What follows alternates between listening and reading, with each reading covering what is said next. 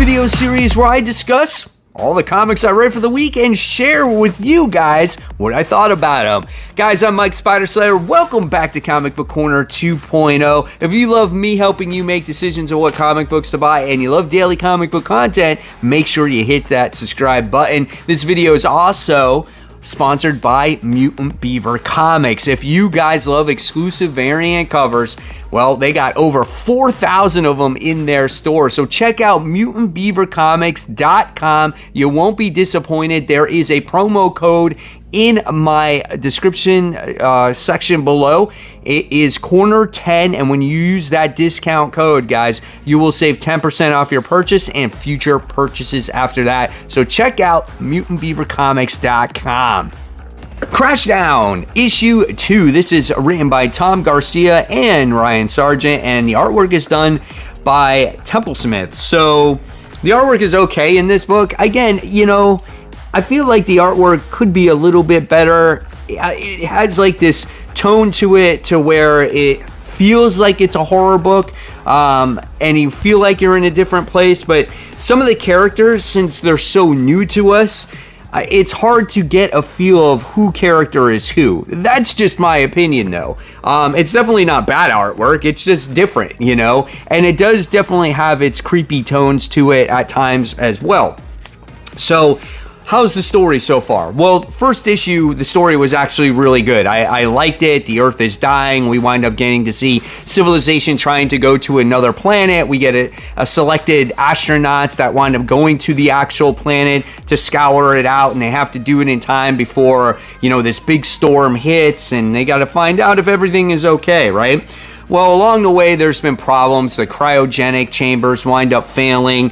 There's a lot of things that go wrong. And in this issue, we wind up seeing kind of the logistics of trying to keep the human civilization alive. Again, there's problems with the cryogenic chambers. They're forced to try to keep the top people around because they don't have enough resources for everybody based off of the situation that happened.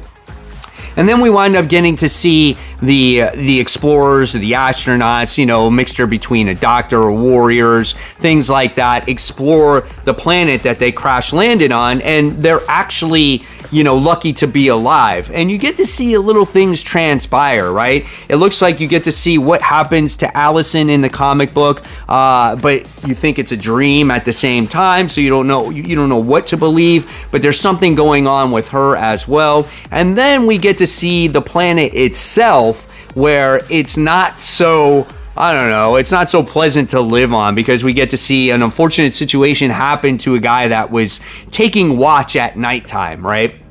So I did find myself more intrigued of what was going on in the planet than the actual logistics of the spaceship, but that's just me. You could, you know, have more interest, you know, in reverse order or whatever it is. But it was a pretty cool comic book. I liked it. I think I liked issue 1 a little bit better, just because now that they've crash landed, I want to see more of that and less of the logistics on the spaceship. But it does leave you with a pretty cool cliffhanger, and you're gonna wonder if there's going to be a type of like civil war.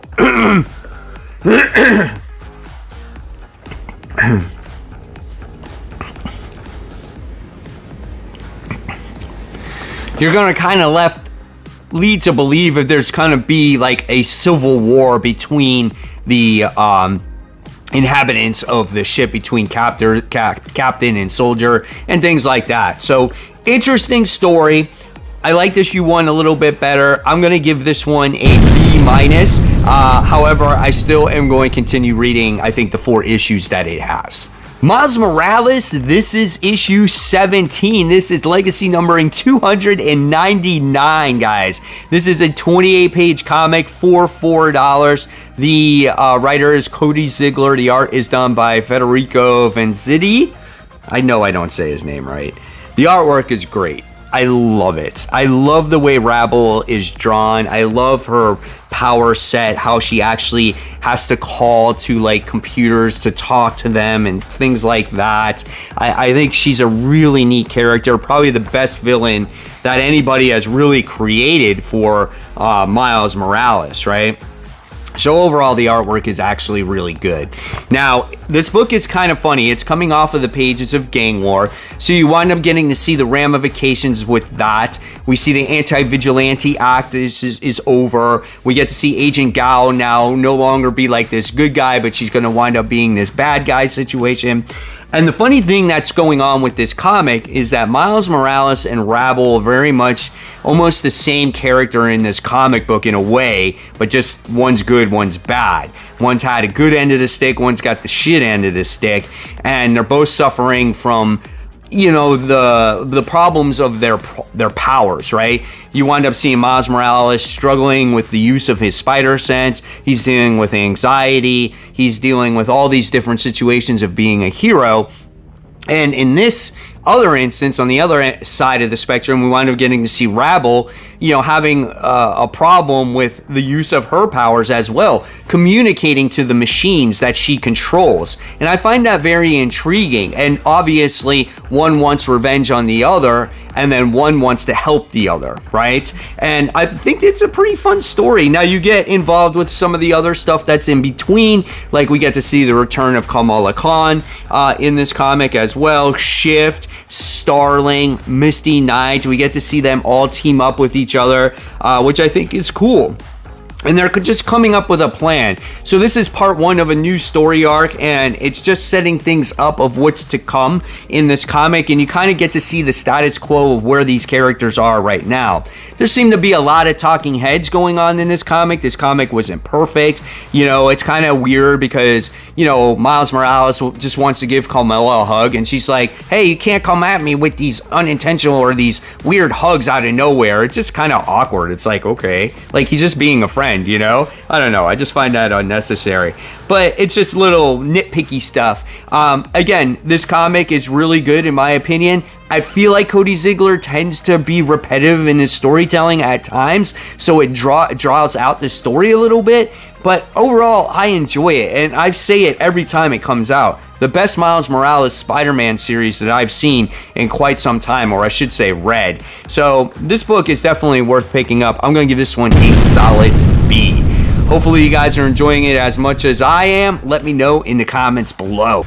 Carnage issue 4. This is legacy numbering 34, 28 pages for a $5 comic book. And this book is written by Torun Grenbeck, and the art is done by Pierre Perez.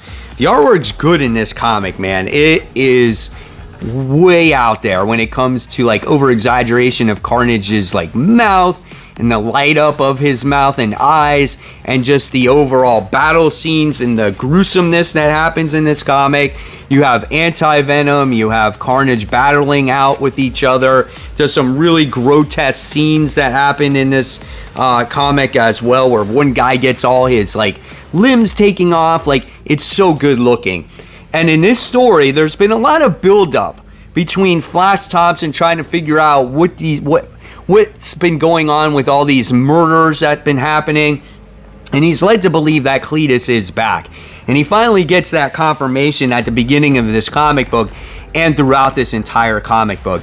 And what Carnage has been doing is he's been slowly trying to become like this god, right? Trying to absorb all the symbiotes and trying to be like next level character, okay? And in this issue, he's setting up Flash Thompson for a fight, but he has to weaken Flash so he doesn't get taken over by the Anti-Venom, because that's the only thing that he doesn't have like immunity to, okay? So what he does is he goes to his mom, and he talks to his mom and all that type of stuff, and makes her really sick, and then he has to like force to heal his mom and weakens his power. So they have this huge battle with each other. And Carnage just sits there and explains to Anti-Venom and goes, listen, you know, I gotta be ready for the battle, but soon I'll be the ultimate god, and I will be immune to the Anti-Venom, and I will be one with your symbiotes. And it was a pretty cool fight, man. You wind up getting to see Carnage use his power from the spot, and he transfers Flash Thompson into like this world, you know, this realm or whatever it is, and then it winds up continuing in the pages of Venom. So if you've been reading Venom, right, we got to see Carnage make his way to Eddie Brock. So these two titles are kind of crossing over for right now, and we're going to see Carnage versus Venom once again, which we've kind of saw already in the last issue of Venom. So yeah, a lot of Carnage, Venom, a lot of symbiote stuff. Dylan's going to be involved. It's all setting up, obviously, that whole Venom War situation. But this book is really good. Probably the best one of the series so far. So I definitely recommend this one. This one was a B+ for me. It took a long time to get to where it needed to, but issue 4 definitely delivered. Punisher, this is issue 4, written by David Pepose, and the art is done by David Watcher. This now was a... How much was this? This was a 28-page comic for $5. Now, we got introduced to Joe Garrison here, and he's kind of like this substitute Punisher to whenever Frank Castle comes back. I know a lot of people didn't want to read this book because they want Frank Castle back. This is a cheap knockoff. This is a generic character. And at first, the mission is different, right? We wind up seeing Joe Garrison. His wife got killed. His kids got killed. Not because of him, but because of his wife. His wife was doing bad things for people, and they wind up killing her, right? And you get to see this investigation that happens, and you know, Joe Garrison trying to figure out what was going on, right? And you got to see that throughout these 4 issues, and it's all led to this big bad fight with Jigsaw, which is a Punisher character, and he's trying to rescue his partner in crime there, Triple A, as she is the one that supplies him with weapons and things like that. Now, at first, the mission was different, right? He did not call himself the Punisher, even though the news broadcasts did. He's saying, I'm not that person. I'm just trying to figure out what's going on. But by the time you wind up getting to the end of this book, it's just very predictable. He winds up taking out Jigsaw, right? And he says, people were calling me the Punisher and I was denying that, but now I am the Punisher. Like, he is telling himself that he's going to help people that need vengeance. And it's like, it's the same thing. And then by the time we wind up getting to the end of it, it's just done. You got 4 issues of this guy, and now are we ever going to see him again? Like, I don't know. It's kind of weird. It's not that this comic is bad, and it's not that the artwork is bad. It's just why does it exist? I guess that's my point of it. Because at the end of the day, where you want him to go into a different direction, be his own person, he's pretty much the same guy. He literally says it on the page that he is the freaking Punisher. And I was kind of like, okay, you go at it, man, but people are not going to buy your comic book if you come out with another one. And maybe that's why this book is ending at issue 4. So I don't know, man. Take it for what it is. I think a lot of people probably passed on this book. I like the story. If you just take away that Frank Castle ever existed and you thought, oh, this is Joe Garrison, this is a new guy, it'd probably be pretty good. But since we already have Frank Castle, and even though he's not out there right now, I think we've seen this story before. And at the end of the day, it comes out very generic. So I'm giving this one a C- at the end of the day. Instead of getting better, it got a little bit worse. And I don't know, Joe Garrison might go bye-bye. Phantom Road, this is issue 9. This is a 28-page comic for $4. This book is written by Jeff Lemire, and the art is done by Gabriel Hernandez Walta. The artwork is actually really good in this comic book. It has that horrific tone in a little bit of ways. We wind up getting to see these 2 characters by the name of Beverly and Dominic. They've come into each other's lives based off of an accident, and then there was this artifact, and they wound up touching this artifact, and they're like connected to this thing, and they wound up finding out it was like an egg. In the last issue, it hatched, and they couldn't leave it, and we found out that this little thing that hatched out of this artifact winds up having powers, and through this issue, we wind up getting to see the kind of the origin stories of our main characters in this book, which is Beverly and Dom. Okay, you didn't know that much about them, but you wind up getting to see how Dom how his boy passed away. We know that he lost his boy, and you got to see that through the eyes of Beverly. And then you wind up getting to see the story of Beverly on how she was abused as a young girl. And Dom got to see that through the alien. So these guys are now connected in ways that you never ever thought, right? And this little creature thing has some severe, like I don't know, I would say 11 Stranger Thing powers, right? Like, it's insane. She'll make your freaking brain explode. And that's how the issue is. Like, there's not much that progresses the story here. The only thing is you wind up getting to see the soldiers go after our main characters, but the whole thing is really the origin story of the two. And that's what makes this story now next level, because you didn't know that much about them. Their history was pretty much a mystery. So I love this issue. I loved it, and I love this series. If no one has actually read this book yet, I say go ahead and read it. It's always a quick read, but it's so impactful, this issue. So I'm gonna give this one an A-. I always wish there's more story to this, and it doesn't read as quick as it does, but it's great, guys. Definitely don't pass this one up. Pick it up. Duke, issue 3. This is a 32-page comic for the price of $4.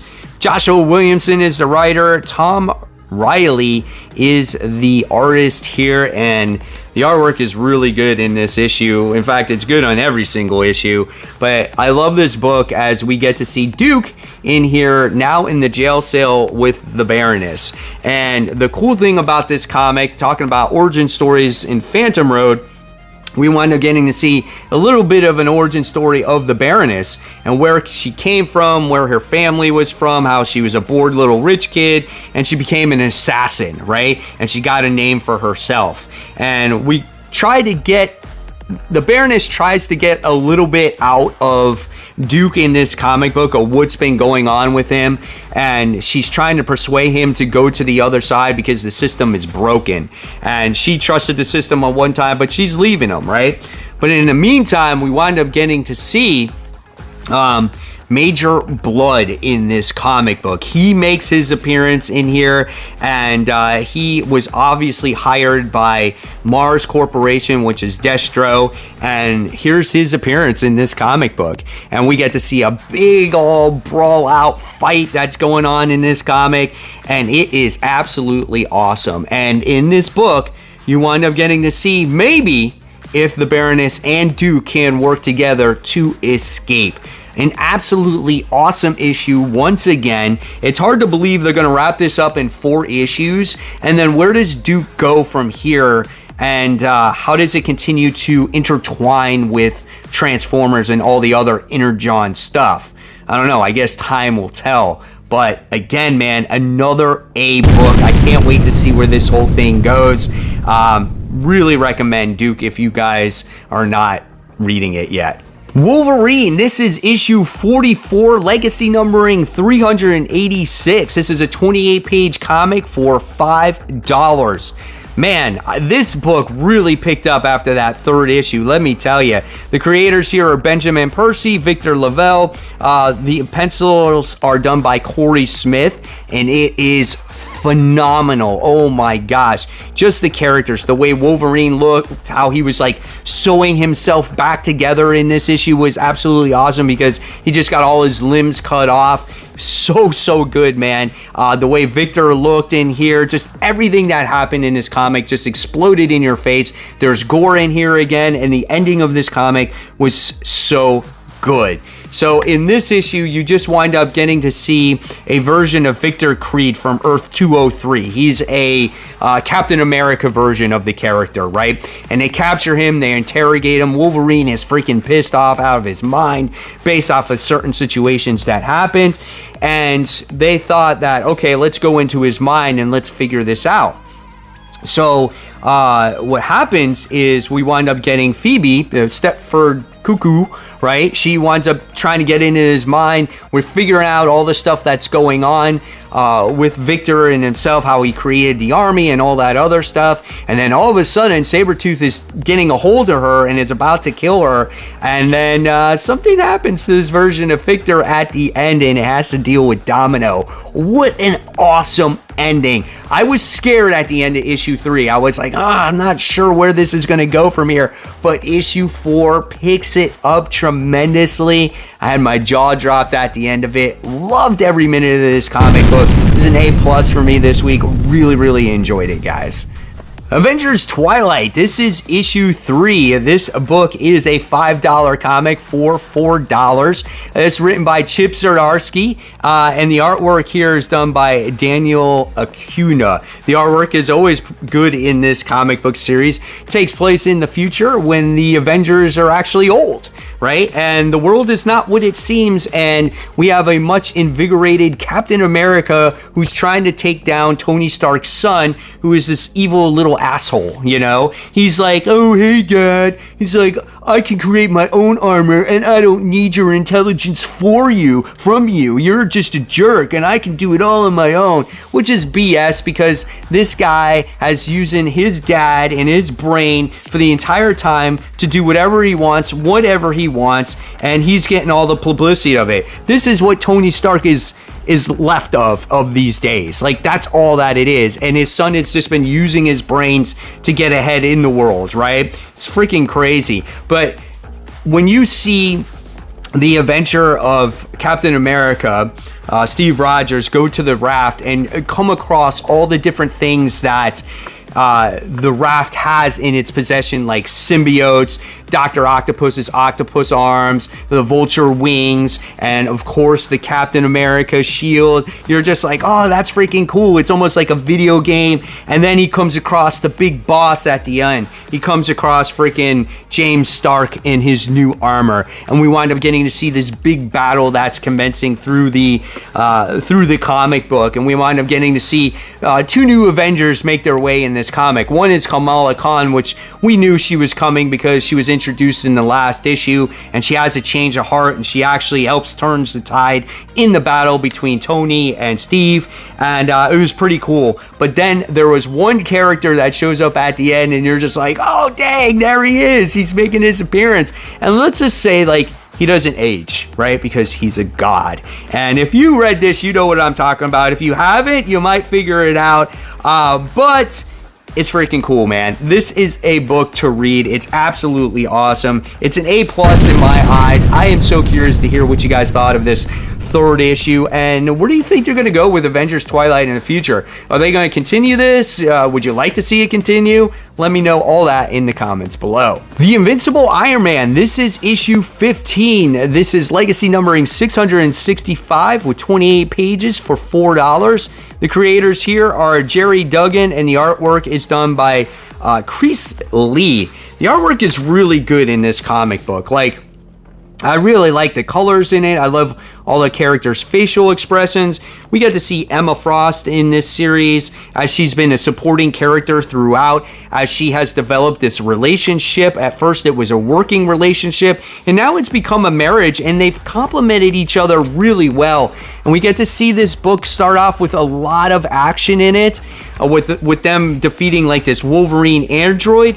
And throughout this comic book, we've gotten to see Tony Stark find a alloy. I forgot the name of it, but he needed it to create this new armor that he was creating. It was called the Mark 72, and this is the way it looks. So it debuts for the first time in this comic book, and being that this is made out of some really strong armor or material, it's able to take down all the Orcus's Sentinels that were created by the character of Fei Long. If you guys are not familiar with Fei Long, he is this guy that is working with Orcus that took over Stark Industries, that found all of Stark's technology, and he created the Stark Sentinels, and he was using it to patrol the world and to take on any threats. Well, now that Iron Man has come up with this new armor, he feels like he can defeat these Sentinels. And he's come up with this plan in place to lure all the Sentinels in one place and to take them on.